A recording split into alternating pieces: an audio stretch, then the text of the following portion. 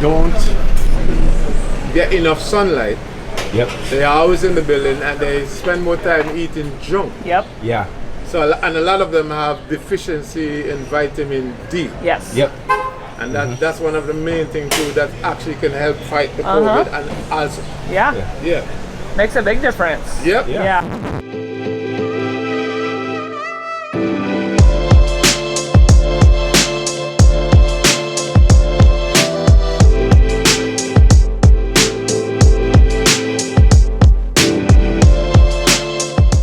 Hey, what's up guys? Tip and Tara here from Fit to Travel. Thank you for joining us for another one of our videos.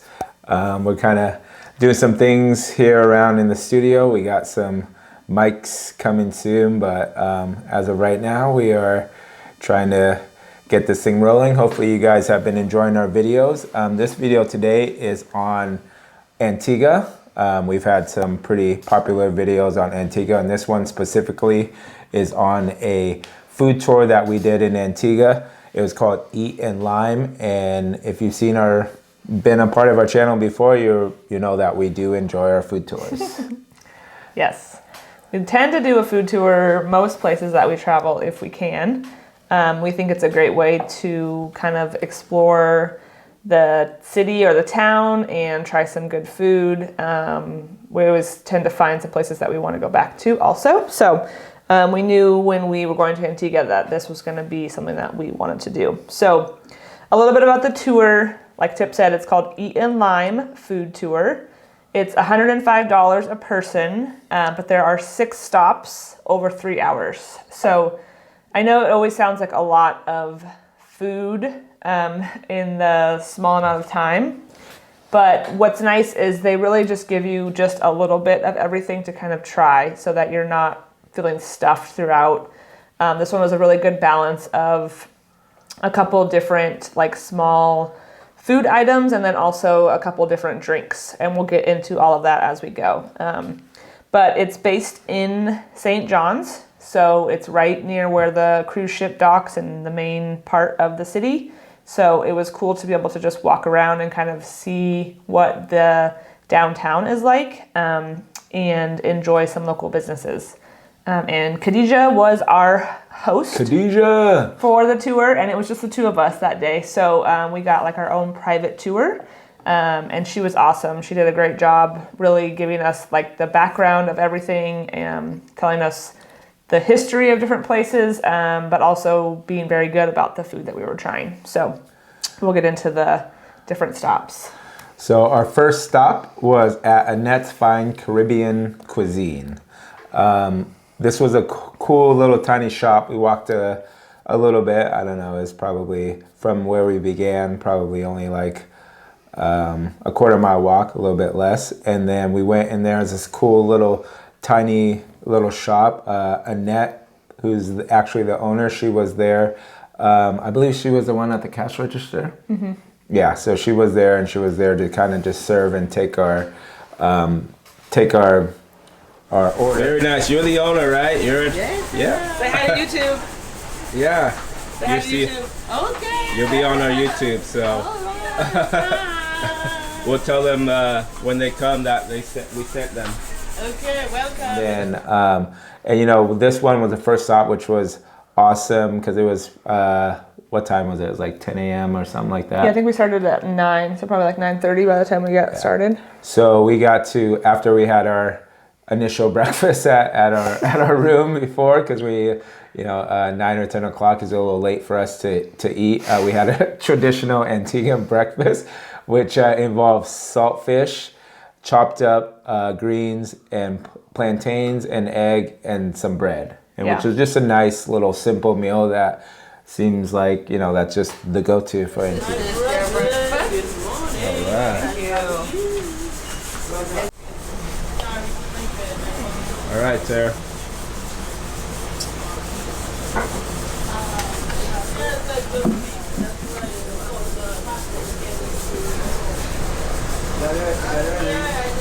The fans are waiting. What do you think?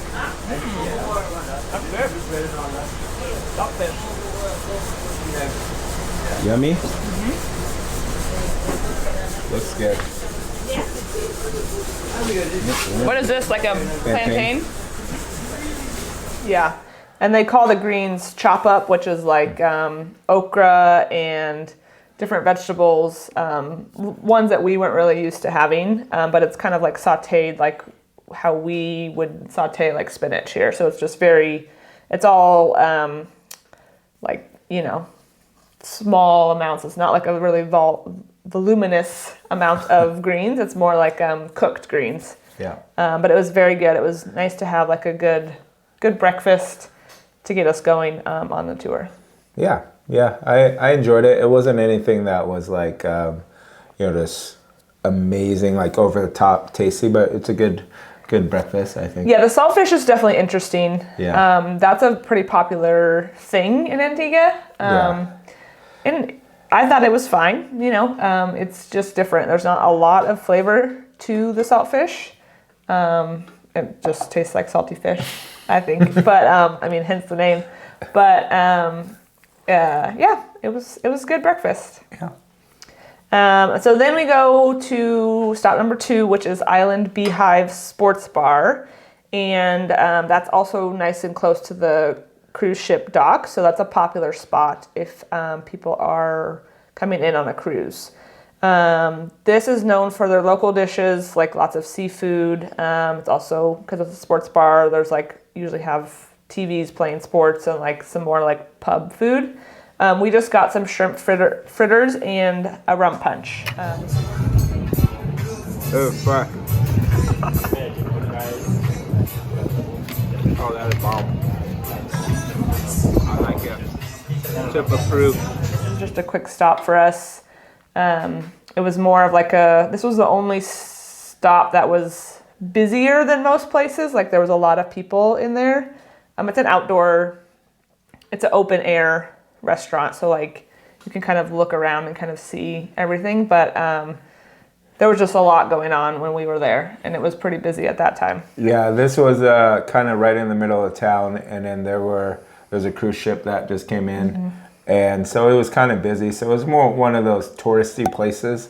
It was cool to kind of sit there, enjoy a beer, and then those shrimp fritter things were pretty good. I enjoyed them. But like, yeah, honestly, it was something cool, but it's also like, you know, not really our flavor. And well, I'm just saying like the ambiance of it was just kind of like right in town and just super busy. Yeah. So a lot of the other places that we visit were very like, we got to meet with the owner or the manager. Most of them were the owner, and there wasn't that many other people in the restaurants at one point, so we got to kind of like interact with them, which was cool. It was really nice to kind of get to know them.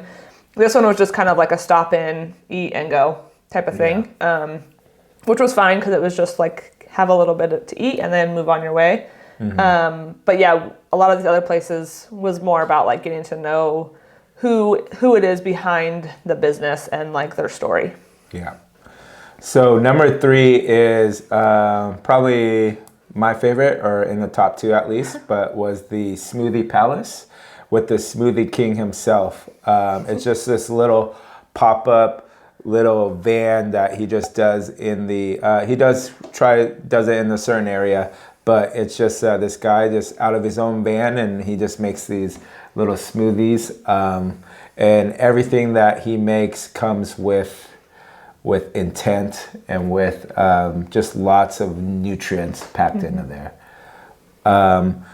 You can tell that this place is very, very popular because it's visited by a lot of locals. While we sat there for quite a bit, probably like 20 to 30 minutes, just because we're having a really, really good conversation with him. And then during that time, as he was having conversation, there were just a bunch of locals that came up. And so you could tell that this place was really, really good and just quality food. Yeah, well, he even like told us a couple stories about like some of the stuff that he puts in, which is like sea moss is really popular where they are. And so he uses sea moss and soursop, I think is how you say it. Yes. Which we don't have really up here. And then he has a bunch of different ingredients that he adds based on people's like nutrition needs. So obviously like vitamin D or like different vitamins, or if they're having like some ailments, he like throws things in that will help them with that. And he does you can tell he does a lot of research on what foods and ingredients are going to help different things. And I think that's why he does so well down there, is like he just uses a lot of fresh ingredients, fresh fruit from the garden and from his garden. He grows it all, and it's just delicious.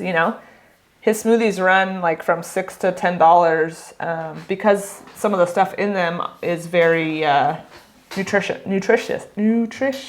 Nutritiously packed with stuff and nutrition. Yeah, lots of nutrition. Yeah, he told us a story about how he got started, which he used to work at a big resort, which I believe he said it was Sandals, and he was just one day he had was asked to kind of take over the smoothie bar in the I think it was the weight room or something along those lines, and then he started creating these delicious smoothies, and then guests kept coming back, and then he eventually became kind of the smoothie guy, and then he ventured off on his own. So that was just kind of the short of the long of it, but it was a really cool story that he told us. Yeah, hence the name Smoothie King. Yep. Mm-hmm. How long have you had this place? Well, July will make 5 years I'll be on this con, but prior to this, I actually, like she mentioned earlier, I worked in the hotel industry for a number of years. But what happened while I was there, well, anything to do with beverage, I'm always interested. So while I was there working, I was doing this for the guests who come there who are vegan and vegetarian, and then like people that have hangover and stuff like that. I would sort them out. And he started out to help one guy, and then he started telling, and then every week new people coming in, who is Eddie? We heard da da da da da. And then TripAdvisor, they would write my name and stuff like that. And he started out with this one guy who had real serious problem with his stomach. I think he had damage in lining of the stomach. So his wife came to me a day and said, I would love to get something for my husband to drink, but he can't drink most of these stuff here because of the acidity and stuff like that. So I listened, then I tell her, well, we have lots of lemon in the yard, because the property we have grown. She said, lemon is supposed to be acidic? I say, on the outside, when it goes in the system, it becomes alkaline. So I tell her, all right, no. She said, can you do something? So I went and I got some lemon and some watermelon and stuff like that. And with a little touch of ginger and turmeric, and I whip it up for him, and I gave it to her and tell her to give it to him. She sure you'll be okay? I said, yes. The next day she came and said, I don't know what you did with that drink, but he told me his stomach starting to feel a lot better. So during his entire vacation, every day, man, I have to, and even when I'm off, I have to do like big jugs of stuff for him. So, at the end of the vacation, they were very happy. You know what I mean? And stuff like that. There was, vast improvement with him.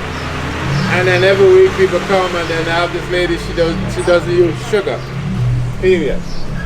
So I do stuff up for her, and then, it just went on like that. And it was something I was doing for myself at home as well. If you know me, like at least in the 90s, early 90s, man, I was like this. Oh yeah? I was like, yeah. I used to wear like size 42 and 44 pants and 2X shirt. I go like the lemons I showed you earlier. I have mangoes in my backyard. I have avocado. When the trees are not blossoming, they don't have any. And I grow what you call carob. Carob is the alternative to chocolate. I have a huge carob tree in my yard, man. Yeah. Right now, I have all of that. Yeah, man. Awesome. And I do like pomegranate as well. I have like 12 pomegranate trees in my yard. And a fruit we call, you probably find it in Central America or stuff like that. They call it mommy support, mommy apple. I have 2 of those trees, as well, in my backyard. I have quite a few. Yeah. Break it down. What are you tasting? Pineapple and it's like mango, but it's dragon Passion fruit, fruit. right? Passion fruit. Coconut. Refreshing. Okay, stop number 4. This was probably Tip's other favorite stop. It was. This was a cool one. This was like a liquor store, basically a rum shop. called Quinn Farara, I believe is how you would say it. This is a family-run liquor store, and it's the oldest family-owned business in Antigua. So it opened in 1932. So this place is a rum shop, and Quin Farara was actually a person. So this is him and his wife. Right here, this picture was taken in Guyana. They're Portuguese of Madeira descent, and they came here to start a family and a business. So it's pretty cool. There's a bunch of obviously different rum around. They even had like, you know, bottled water, their label bottled water, and that kind of stuff. But what we got to do was we got to actually like build our own. It was like an old-fashioned rum punch. So it was like a little twist on the rum punch. So they had everything all laid out, and again, because it was just the two of us on the tour, Khadija kind of walked us through, and actually it was another lady with us, right, that helped? Yeah, she was kind of like the assistant worker. order, yeah. At the liquor store, and or rum shop, I guess. But they just like walked us through and like gave us the options on, you can add this or you can add this, and you can kind of do however much you want to make it either stronger or weaker. And so you got to like make your own old-fashioned rum punch, which was really cool. We haven't had anything like that on a food tour that we've done before. So it was just fun and interactive, and like, you know, obviously it tasted good, but it was a fun little kind of break in the day before we got to eat a few more things. Yeah, so this one was one that I really looked forward to because it was super cool, and also it was very different. Like Tara said, it was an old-fashioned rum punch, which generally, if you've gone in the Caribbean and you've had a rum punch, it's generally pretty sweet and goes down pretty smooth. But this was a little bit different. They had a bunch of different flavors and just a lot of bitters and that type of stuff. So, and learning how to make the drinks, that was super cool, and it was just it was one of my favorite stops because it involved being able to drink as much as we wanted to at that time, but also just learning how to make it was really cool. You can start doing it with me while he films, or it's up to you. You can do it, yeah. So, you're going to start with your ice, and you're going to stuff your cup with ice. A lot of people think that a little bit of ice gives you more of a drink. That's actually wrong. You need lots of ice so it can cling together and help each other out, keep the drink cold. So the more ice, the colder your drink will be and less watery. So after this, the next step will be your rum. So you take your choice of rum, whether it is the white or the gold.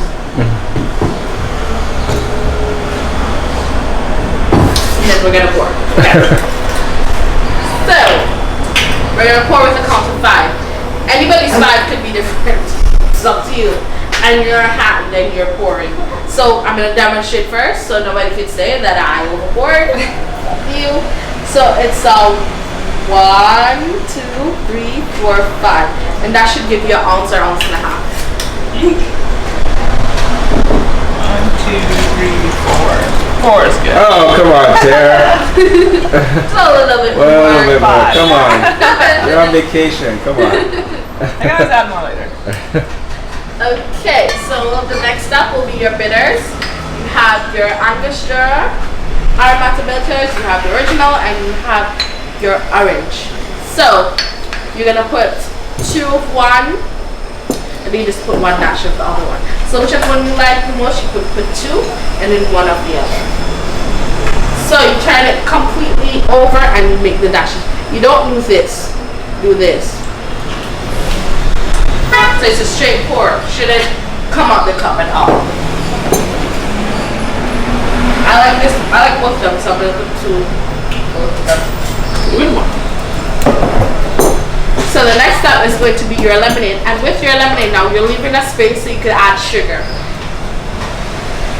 You have your lemonade and you're pouring, and you're leaving a space, and you're gonna add your sugar now. So you're gonna add a little bit. Then after you add it, you're gonna put your spoon to the bottom and you're gonna mix. Because the sugar is gonna, you have to pull it off. Just pop. There you go.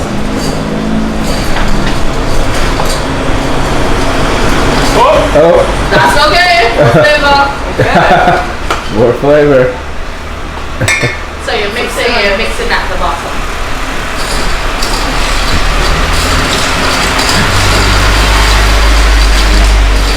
Then you're gonna give it a taste now to see if you have enough sugar.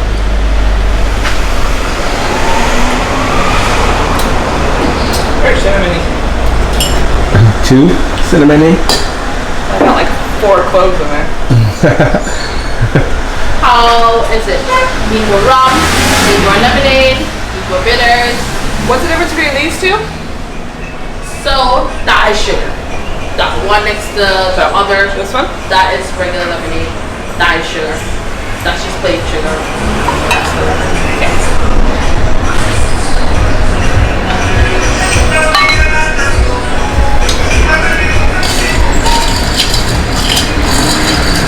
I don't think you could ever have too much cinnamon. I'm sorry.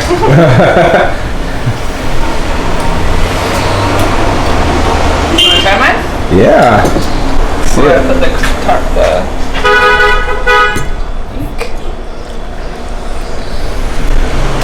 It's not bad. Next step will be your garnishing. This is the fun part. So I'm gonna start off with the cinnamon stick. Got one of those. I like to dunk it a little bit and drop it in. Then you can take an orange wheel. You can drop that in as well. Try to make it look kind of, you know, fancy and cute. So you're gonna arrange it in whatever beautiful way you like it. Then after that, I'm going to take a lemon rind and I'm gonna twist it over my drink. I'm just gonna let out some oils. And you can rub it around the rim of your glass and drop it in. I'm gonna do another one just so you can see. Turn it over and squeeze it. Drop it in. And then this is the fun part. Take your basil, give it a smell, and give it a smack. Smell it again because it smells so much better. And then you drop it in. And to be fancy, I love this part. You take your nutmeg, put some at the top, and that's it. You have made your own traditional old fashioned. Oh. I need to put a little bit more of this. Next stop, number 5, is Brownies Bakery. This was really also a cool stop, especially after the rum. It's the most popular bakery on the island. And then they have what they're most famous for is the bun and cheese. We were kind of like, when Khadija was telling us what it was, we're kind of like, okay, that sounds very interesting. But then when you actually do get one and you eat it, you're like, okay, that combination is really good. I was expecting like a hamburger bun and cheese, like, you know, just that's what I just thought. But it ended up being kind of like a cinnamon roll with cheese inside, which I know still sounds interesting, but it's kind of like a Hawaiian sweet bread. The Hawaiian sweet bread. Yeah. So it's got like a little bit of the sweet and the savory together, which goes really well, and it's served warm. So it's really good.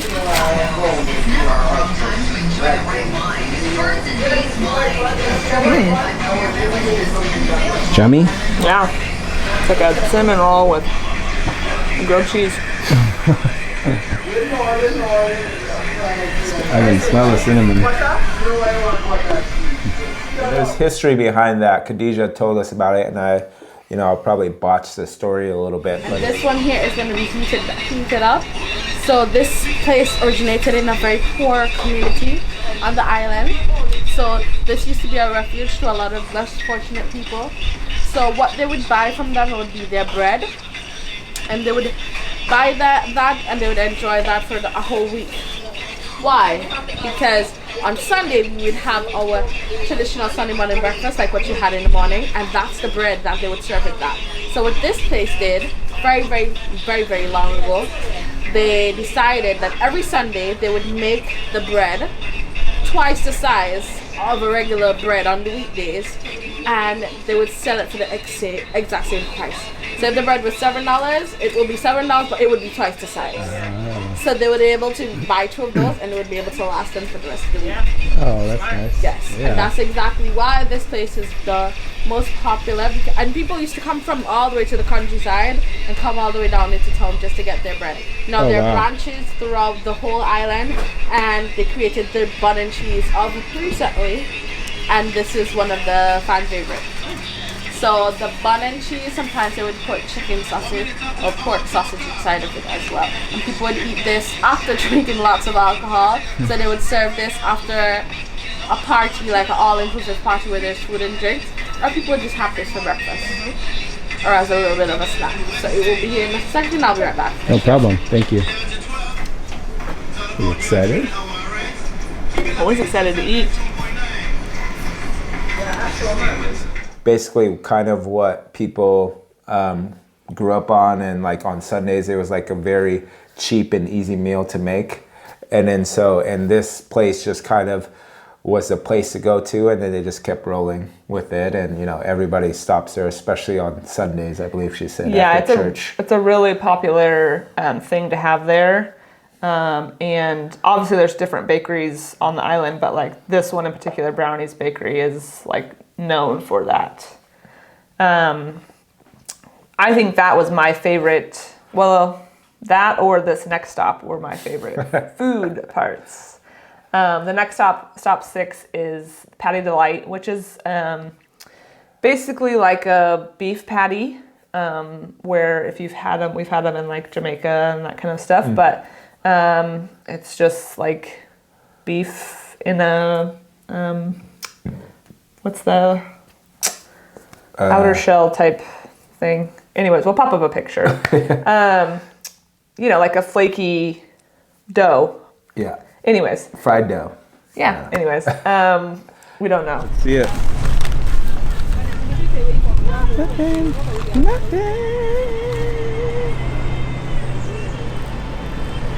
Just like the taco tour. The other side. Oh, watch out. But this one comes with like lettuce and tomato, so it has a little bit more flavor than just normally when we've had it. It's just been like the meat and the cheese, which is also good. But this one gives it a little bit more flavor. Just a nice, simple meal. You know, you just go in. Patty Delight is another popular place on the island for their Antiguan patties. And that was my other favorite food. Yeah, that was really good. It was just in Jamaica they call them beef patties, right? That's what. Yeah, and so it was just a very, very good version of a beef patty. Yeah, had a little twist to it. Yes. So number 7 is One Stone Ital Shack. I think I pronounced that correctly. Ital food is celebrated by those in the Rastafarian movement. Vegan food. And so to us, like, we're not vegans. And so it was a kind of like, oh, where are we going? And that type of thing. But like when we actually stopped and ate there, it was really, really good. Yeah, I mean, it was the last stop, so it was nice because they didn't leave us like stuffing our face right when we were done. But we just got like a little potato and spinach ball, and then we got some fresh juice, which was good too. The juice was really good. But it's a really popular little spot. It's kind of like a food stand down there, and I wish I had the map to like show where we ended. But anyways, we kind of went in a big loop, and then it's just a nice little ending where you get like a little bit of a taster, but you're not like walking away. We've done some where we just like walk away like super stuffed. So it was nice to have a little bit of something different and a good little refresher at the end of the tour. So that's it. And I lied, I actually said there's actually 7 stops. So 5 food and 2 drinks, if you count the smoothies as a drink.